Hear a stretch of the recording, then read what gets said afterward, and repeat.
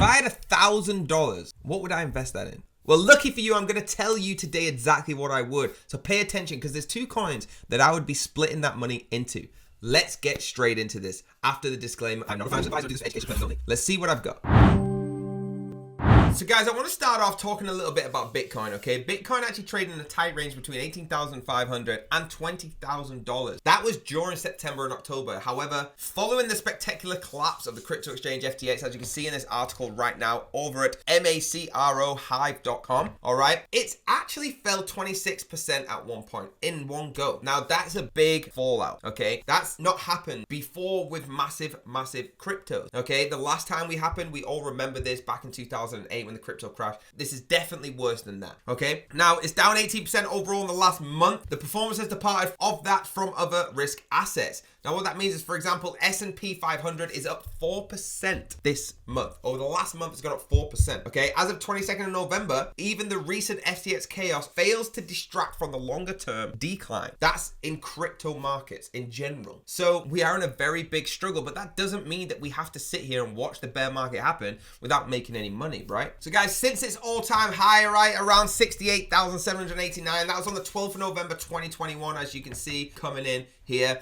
all right? Bitcoin's actually fallen 77%. Let's have a look at the drop all the way from the top here. We've dropped 77%, okay? Likewise, if you look at Ethereum, which we'll touch on in a second, right, that's down 80% from its 2021 high, 4,891. The decline is actually following the broader sell-off of the year, which is extended across equities, bonds, and real estate. So why am I telling you all this? When is it a good time to buy Bitcoin? When is it a good time to buy Ethereum? All right, we're going to touch on Ethereum a little bit more, but the number one coin I'm talking about today, where I put some of my $1,000 into, is 100%, in my opinion, Bitcoin. Now, it might not be a popular decision. People might say you've missed it. Bitcoin's too big. You're not going to make that much money. Get into an altcoin. In my eyes, Bitcoin is the driving factor in crypto. We all know that. And when is a good time to buy Bitcoin? I don't think we can get lower than we are. We have seen crashes, like we spoke about, 77% in Bitcoin. But with FTX falling, Gemini, things like that falling, Bitcoin hasn't took that big of a loss yet. It's not took that big of a drop with that news like it did before, which tells me that we must be platforming at a bottom now. So to me, dollar cost average buying Bitcoin right now,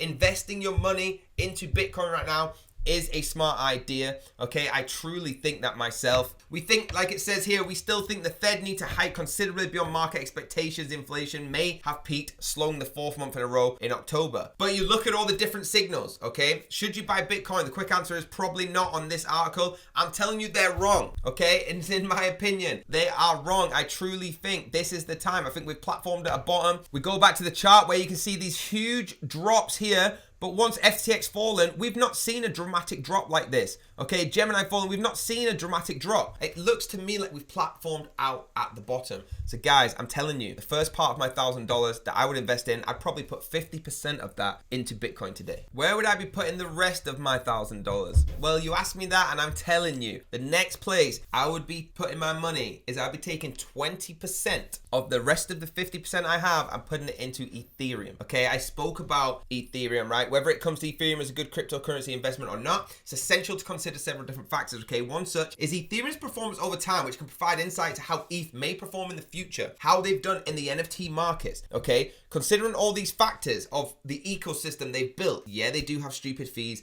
but the ecosystem they built with OpenSea and different NFT projects, it gives an excellent insight on what it could do when Bitcoin starts rallying up. So to me, Ethereum, it's probably going to stay number 2 in the crypto world for a long, long time. So if you're investing 50% into Bitcoin, it only makes sense to put your 20% into Ethereum because it's going to follow the rally. Okay, so 20% I would definitely be putting in here. If you go onto analyticsinsight.net, you can have a read about what they think, okay, if this is a good investment or not. I'm only telling you my opinion, but they do tell you a lot about the analysis. Let's have a look at the price right now. So we're sitting at 1,265.60. Okay, you can see how it's going down, looking at the all-time high, like I spoke about before in November 21 when we started seeing the crash. Okay, it's coming down. It's doing the same as Bitcoin doing where it's platforming out, which I don't think Ethereum's doing that freestyle on its own. I think it's following the Bitcoin trend. So that tells me if you're investing 50% into Bitcoin and you're taking that leap and you're saying you are right, then investing into Ethereum is a no-brainer because it's going to follow the rally. So 20% of my investment would be going into Ethereum. That leaves us 30%. Now, what would I do with that? So guys, then I would be taking 15% of my money and adding it to the probably most popular crypto projects there is, and that's gaming coins. Okay, I'd be putting it in all different ones. Now, investors have a variety of projects they can check out. Gaming coins, relatively new type, have been popular choice. Okay, we know these are one of the most popular things that you could do with crypto. Decentralized, sandbox, all them different kind of things. All right, it combines two extremely popular industries, crypto and video games. Everybody loves that. I've got a video game console at home and I've got a crypto wallet. I've also got them both combined, which is why I want to invest into this now. Many online games that use cryptocurrencies and in-game currencies, players can use the games to actually earn money. If you've been on Axie Infinity, you can actually earn crypto on this. That's why this is so popular. So I don't have a particular one that I would get into because I think they're all fantastic. But as a basket, I would go for these games, okay? I would start putting 15% of my $1,000 and spreading it around these games. Axie Infinity, Sandbox, NG Coin, My Neighbor Alice, Illivium, things like that, okay? And just getting yourself a little investment into some of them. Maybe choose one, maybe choose two, maybe choose 10. Okay, it's completely up to you, but take 15% of your $1,000, add it into crypto gaming coins. 10% of that left. We have 15%. I would take 10% of it and add it into the investment of the 222 compliant coins. All right, ISO 222. All right, that's 20,022. And they are the future of payments. And I would be adding this, first of all, what exactly is it? Okay, it's standard for electronic data interchange among financial institutions. It describes a metadata of repository containing descriptions of messages and business processes and maintenance, processing for all of the content. So the standard covers financial information